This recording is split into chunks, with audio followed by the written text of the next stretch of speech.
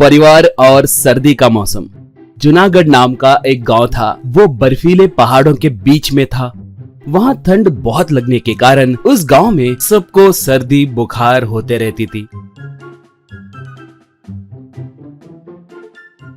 उस गांव में तरुण गोगोई, उसकी पत्नी मीना, उसके बच्चे दिव्या, मुकुंद बहुत सालों से रह रहे थे। उस गांव में गोगोई चिट्ठी डालते रहता था। उनके लिए लोग आते रहते थे। एक बार गोगोई के घर को उसका भांजा मुकुल और उसकी पत्नी नैना आए। तरुण वाले बहुत आदर के साथ उनका स्वागत किए।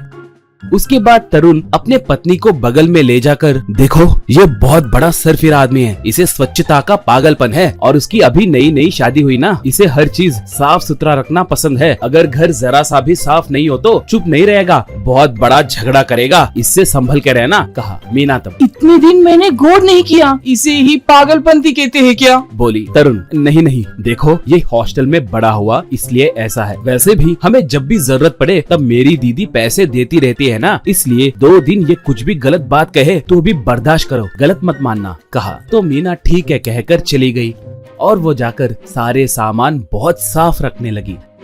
ऐसे 2 दिन बीतने के बाद एक बार घर के पास बर्फ गिरने लगी तो वो लोग वहाँ पर कैंप फायर जलाए, उसमें चिकन बनाकर खाने लगे।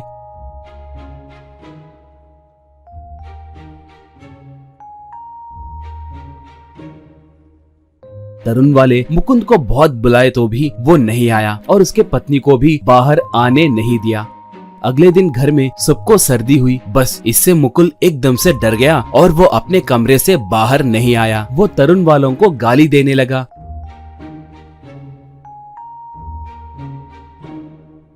फिर भी तरुण का परिवार उनके दीदी का मुंह देखकर चुप रहने लगे। थोड़े दिनों के बाद उनका जुकाम कम हुआ। उसके बाद भी मुकुल बाहर आकर उन्हें फिर से गाली देने लगा। थोड़ी देर के बाद चिट्ठी की बोली रहने के कारण उनके घर को लोग आए। उनमें से थोड़े लोग चीख रहे थे तो थोड़े लोग खांस रहे थे। अब उन्हें देखकर मुकुल, अब बाप रे मामा जी, इतने सारे मरीजों को घर लाकर क्या कर रहे हो? दुनिया को खत्म करने का कोई प्लान बना रहे हो क्या? कहा। मीना तब, देखो बेटा, हम उनपे ही निर्भर होकर जी रहे हैं, तुम्हें ऐसे बात नहीं करना चाहिए। अगर तुम्हें अच्छा नहीं लगे तो तुम अंदर जाओ, और ऊपर से ये गाँव वाले बहुत अच्छे हैं, अगर उन्हें गुस्सा आया तो ये किसी को नहीं छोड़ते, देख लेना, बोली मुकुल। मामी तुम चुप रहो, तुम्हें दुनिया के बारे में कुछ पता नहीं और बीमारियों के बारे में तो तुम कुछ नहीं जानती। यहाँ के लोगों में से किसी ना किसी को कोई खतरनाक वायरस होगा, वो बगल वाले आदमी को लग सकता है। अगर वो आदमी भी कमजोर हो तो उसके शरीर में वो वायरस और बलवान बन जाएगा। उसके बाद उस कमजोर शरीर में धीरे धीरे अपने ताकत को बढ़ाते हुए वो वायरस उसे मार देगा। उसके बाद उसके शव यात्रा के समय वो बाहर आएगा, वो बहुत बड़ा हो जाएगा और उसके बाद देखो गाँव में सबको लगेगा सब मर जाएंगे। धीरे धीरे पूरी दुनिया नाश हो जाएगी मामी, कहा। ये सुनकर एक गाँव वाले को गुस्सा आया। ये कौन है रे? पागल के जैसे बात कर रहा है, सब अपशकुन बातें कर रहा है। सिर्फ जुकाम के लिए तुम इतना ड्रामा क्यों कर रहे हो? तुम्हें स्वच्छता की कोई बीमारी है क्या? कहा। तो उसके बगल में खड़ा एक आदमी, भाई मैं इसकी गालियाँ आए दिन सुन रहा हूँ भाई, हमारे बेचारे गोगोई को ये टॉर्चर कर रहा है, इनके परिवार को बहुत गाली दे रहा है। सब आइए इसे सर्दी क्या है दिखाते हैं, कहकर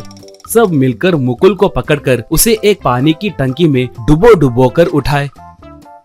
इससे मुकुल को भी सर्दी हुई। ये सब देखकर मुकुल, आज मूर्ख लोग, आप लोगों ने मुझे जुकाम लगाया ना? बाप रे, मुझे तुरंत हॉस्पिटल में एडमिट होना है, नहीं तो ये जुकाम बुखार में बदलकर उसके बाद अल्सर बनकर उसके बाद कैंसर भी बन सकती है, मैं मर भी सकता हूँ, कहकर जबरदस्ती उसके पत्नी को वहाँ से ले गया। सिर्फ जुकाम से डरकर भाग गए मुकुल को देखकर गांव वाले बहुत हंसे।